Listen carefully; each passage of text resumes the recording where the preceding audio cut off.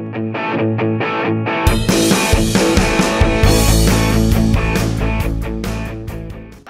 redelijk goed de richting over richting Zeebrandinama. Anggota Komisi X DPR RI resmi memberikan izin kepada 3 pemain keturunan Eropa untuk menjalani proses naturalisasi demi memperkuat timnas Indonesia di babak kualifikasi Piala Dunia 2026. Keputusan ini diambil dalam rapat kerja bersama Menteri Pemuda dan Olahraga, Menpora, Dito Aryo Tejo dan perwakilan PSSI pada Senin, 3 Februari 2025. Dalam rapat tersebut, DPR, Menpora, dan PSSI membahas kebutuhan timnas Indonesia untuk menghadapi berbagai kompetisi internasional, termasuk target besar lolos ke Piala Dunia 2026. Setelah melalui diskusi yang mendalam, Komisi X DPR akhirnya menyetujui langkah naturalisasi ini dengan pertimbangan strategis untuk meningkatkan kekuatan skuad Garuda di kancah dunia. Keputusan ini menjadi sinyal kuat atas besarnya harapan masyarakat Indonesia untuk melihat timnas berlaga di panggung tertinggi sepak bola dunia. Dukungan penuh dari berbagai pihak menjadi kunci untuk mewujudkan mimpi yang telah lama dinantikan tersebut.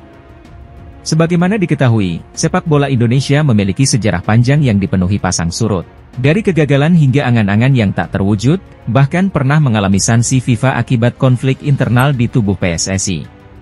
Skuad Garuda juga sering gagal mendominasi di ASEAN dan belum pernah meraih gelar juara AFF.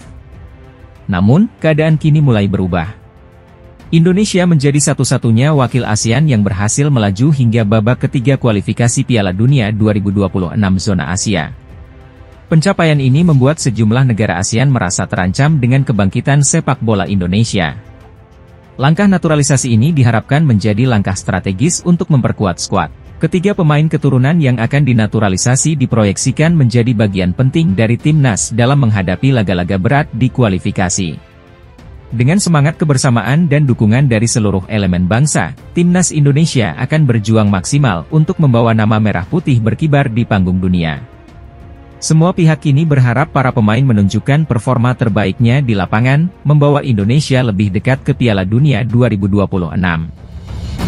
Timnas Indonesia kembali mendapat perhatian dari media asing terkait kebijakan naturalisasi pemain keturunan. Kali ini, media Jepang memberikan sorotan terhadap jumlah pemain keturunan di skuad Garuda yang semakin bertambah.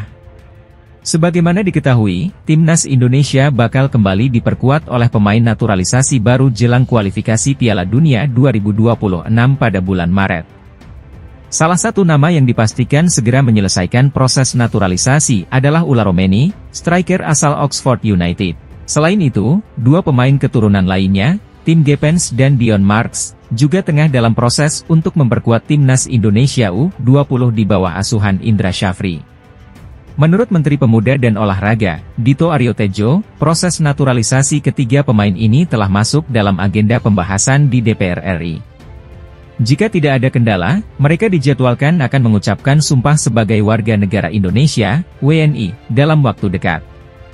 Namun, kebijakan ini justru mendapat perhatian dari media Jepang, Sportsbull JP. Dalam artikelnya, media yang berbasis di Tokyo itu memperingatkan bahwa keberadaan pemain keturunan yang terlalu banyak bisa mengancam posisi pemain lokal Indonesia. Mereka menyoroti bahwa hampir setengah dari skuad timnas Indonesia kini terdiri dari pemain keturunan Belanda. Pelatih kepala Patrick Kluivert serta staf kepelatihannya juga berasal dari Belanda, sehingga Sportsbull JP khawatir dominasi ini akan membuat pemain lokal sulit berkembang. Meski mendapat kritik, kehadiran pemain naturalisasi terbukti memberikan dampak besar bagi timnas Indonesia. Dengan skuad yang semakin kompetitif, timnas Garuda kini berhasil melaju hingga putaran ketiga kualifikasi Piala Dunia 2026 zona Asia. Bahkan, Indonesia saat ini menempati posisi ketiga klasemen dengan hanya tertinggal 1 poin dari Australia yang berada di peringkat kedua. Erick Thohir memiliki ambisi besar untuk sepak bola Indonesia. Menjabat sebagai Ketua Umum PSSI, ia bercita-cita membawa timnas Indonesia tampil di Piala Dunia dalam periode 5 tahun kepemimpinannya. Saat ini, timnas Indonesia masih berjuang untuk mewujudkan mimpi tersebut dengan bersaing di babak ketiga kualifikasi Piala Dunia 2026 zona Asia. Tim Garuda memiliki 4 pertandingan tersisa untuk menentukan nasib mereka. Jika gagal menempati posisi 2 besar grup C, masih ada peluang lolos melalui jalur peringkat 4 besar terbaik. Demi menggapai target tersebut, Erick Thohir membuat keputusan besar pada Januari 2025. Ia memilih untuk mengganti pelatih timnas Indonesia, Shin Tae-yong, dengan legenda Belanda, Patrick Kluivert. Keputusan ini menimbulkan pro dan kontra di kalangan pecinta sepak bola tanah air. Dalam wawancara bersama kanal YouTube The Highway, Erick Thohir menegaskan ambisinya untuk membawa Indonesia kembali tampil di Piala Dunia. Ia juga menegaskan bahwa kesuksesan sepak bola Indonesia tidak bisa diraih sendirian. Dukungan dari berbagai pihak menjadi kunci utama dalam membangun sepak bola nasional. Selain Piala Dunia 2026, Erick juga menargetkan Indonesia bisa tampil di Piala Dunia 2030. Baginya, sepak bola lebih dari sekadar olahraga, tetapi juga alat pemersatu bangsa yang memiliki sejarah panjang di Indonesia. Oleh karena itu, ia terus mendorong kemitraan dan kolaborasi demi membangun sepak bola tanah air.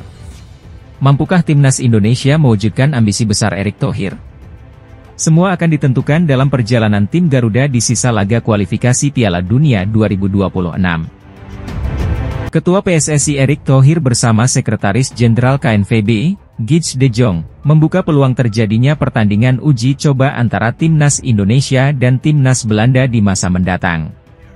Langkah ini merupakan bagian dari kerjasama antara PSSI dan KNVB, yang telah terjalin sejak penandatanganan Memorandum of Understanding, MOU, pada September 2024. Kesepakatan ini bertujuan untuk mempercepat perkembangan sepak bola Indonesia. Terbaru, pada Januari 2025, kerjasama ini kembali diperluas dengan 6 fokus utama, termasuk pengembangan SDM, pelatih, bakat muda, dan peningkatan jumlah pertandingan internasional bagi timnas Indonesia.